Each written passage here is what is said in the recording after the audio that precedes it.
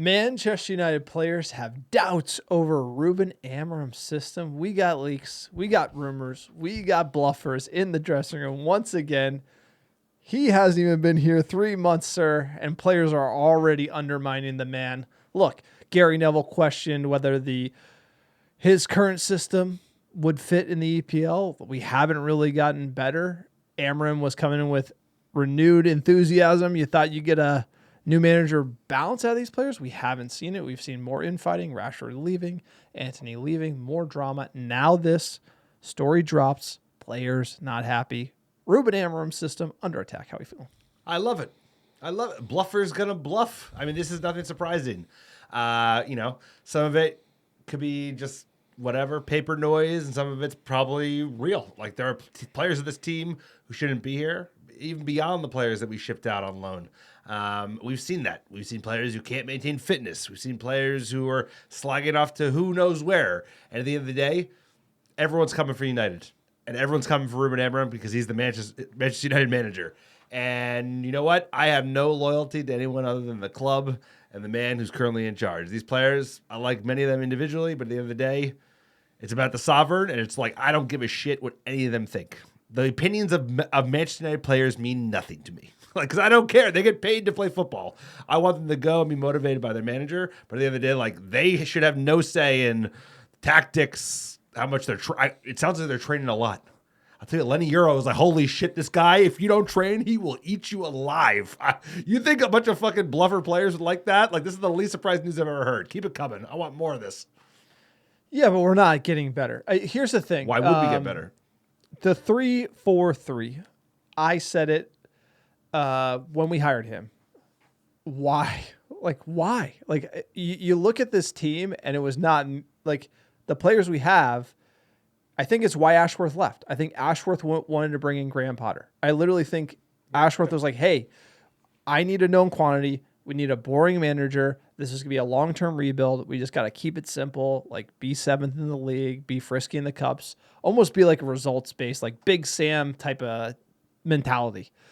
It won't be great, but that will allow us to get everything fixed from a roster perspective, contracts, get young kids in, build it slowly. Amorim has come in and just detonated a bomb and blown that whole thing up because now he's asking these players to play a completely different way, and we don't even have a left back. We don't even have a left wing back. We don't even have a right wing back. And you cannot play the way Amorim wants to play without specialists in those roles. And Manchester United, we knew we didn't have those specialists when he came in. So what we've seen is a lot of out-of-position players like Mazraoui playing on the left, Dalot playing on the left, Ahmad playing wing back. This is not the long-term vision. So you're essentially going to not be playing at the level that we could. If we just went back to the 4-2-3-1, we would probably be better. I think we would be better. Amorim is not doing that. If you're going to hire Amorim, you got to stick to the 3-4-3. But the problem is we don't have the players, so we've been seeing a little treading water, if you will, on how shit we've been.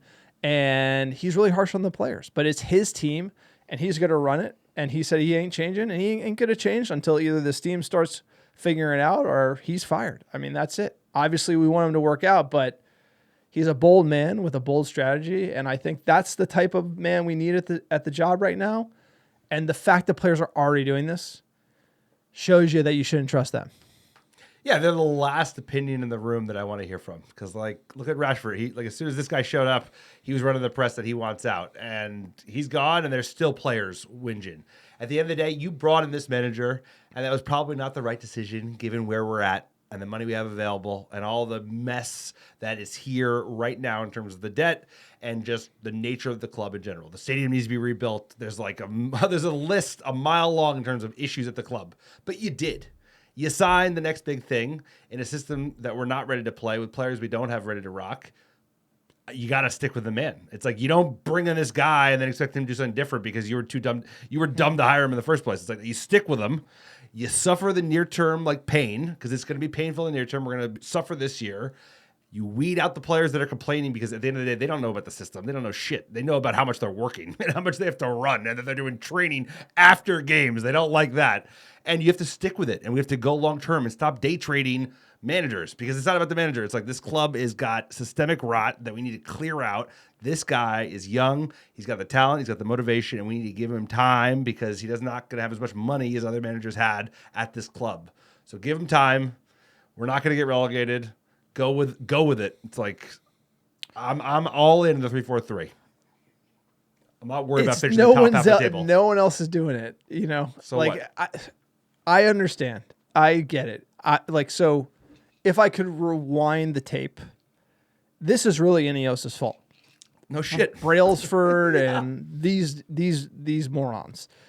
Because if you go with an Amorim, the $200 million we spent last summer should have been with Amorim. We should have got him in the summer. Oh, by the way, he was available in the summer. We said no. So that was actually happened. He was available in the summer. We did not want him. We extended Ten Hag, and then all of a sudden we bring him in, and we have less money, and we're broke, and we can't bring in players that he needs to play a certain way. So we basically have both hands behind our back going into and you fired Ashworth. So we're really kind of a bit of a mess. And so the fact that Ineos and above everything is a mess, the financials are a mess, it's not a surprise that trickles down onto the pitch. I think Amorim's a great manager who's got a vision. He has passion. He's going to control this locker room with an iron fist, something akin to a Sir Alex.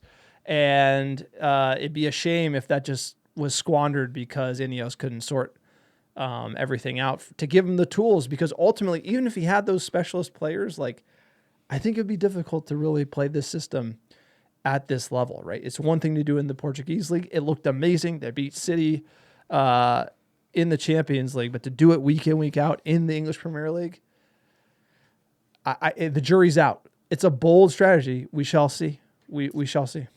We shall. I think you have to go bold. I mean, at this point, we don't have the resources today to catch up to some of the teams that are miles ahead of us. So you got to try something new. He's an innovator. He's looking to change the game. It seems like every 10 to 15 years, there's a football manager that puts another veneer on the game and changes it in a way that we've seen over the last 30, 40 years. And maybe he could be the next guy for the future. And that's what United needs. United needs someone bold.